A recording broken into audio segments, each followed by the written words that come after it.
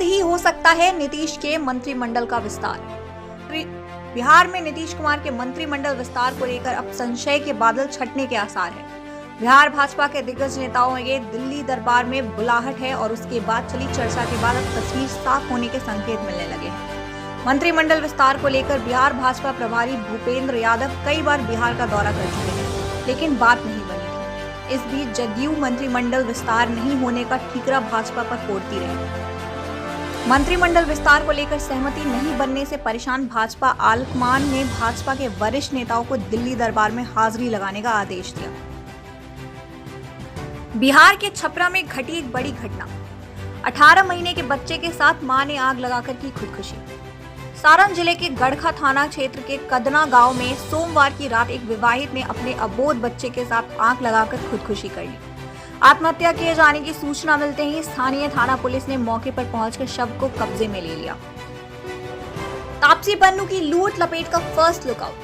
तापसी पन्नू की आने वाली फिल्म लूट लपेटा का फर्स्ट लुकआउट सामने आया है, जिसकी वजह से तापसी सोशल मीडिया पर सुर्खियों में है। इस फिल्म में तापसी का अंदाज काफी हटकर है। पोस्टर देखकर साफ है कि तापसी का रोल काफी बोल्ड होने वाला है। तापसी ने जो पोस्टर शेयर किया है उसमें वो टॉयलेट में बैठी हुई है। उन्होंने शॉर्ट्स और टी-शर्ट कैरी की है, साथ ही मैचिंग स्पोर्ट्स जूते भी पहने हैं।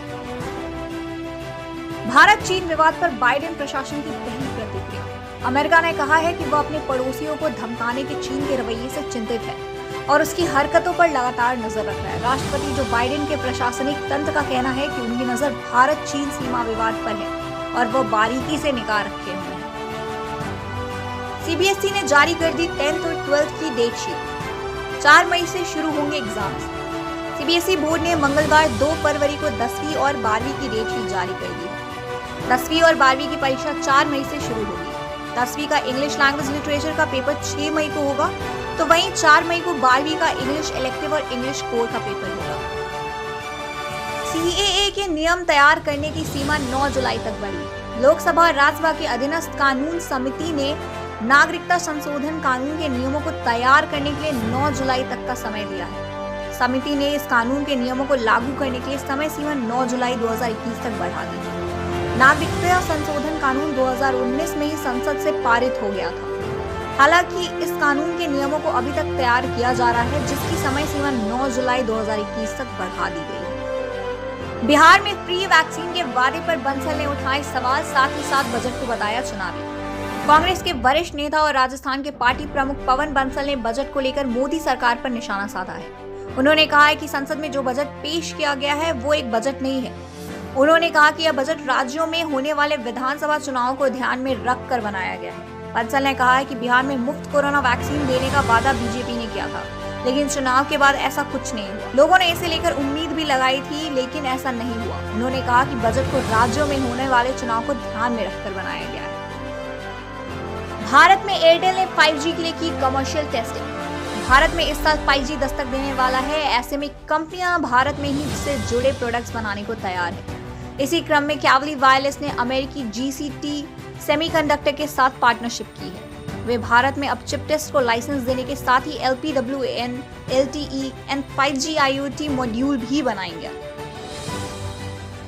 गृह मंत्रालय ने किया दिल्ली पुलिस का बचाव, कहा लाठीचार्ज और आंसू गैस के अलावा नहीं था कोई विकल्प।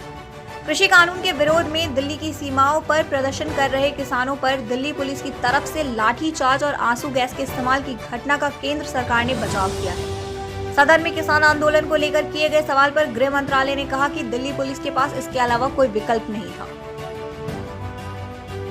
असिस्टेंट प्रोफेसर समेत कई पदों पर भर्ती 7वें वेतन आयोग के अनुसार सैलरी। यूपीएससी रिक्रूटमेंट 2021 संघ लोक सेवा आयोग ने विभिन्न विभागों में असिस्टेंट प्रोफेसर के कई पदों पर भर्ती के लिए आवेदन मांगे हैं। इन पदों पर चयनित उम्मीदवारों को 7वें वेतन आयोग के तहत वेतन मिलेगा। बता दें कि आवेदन की आखिरी तारीख 11 फरवरी 2021 निर्धारित है। इच्छुक एवं योग्य उम्मीदवार निर्धारित प्रारूप में आधिकारिक वेबसाइट upsc.government.in पर जाकर ऑनलाइन आवेदन कर सकते हैं।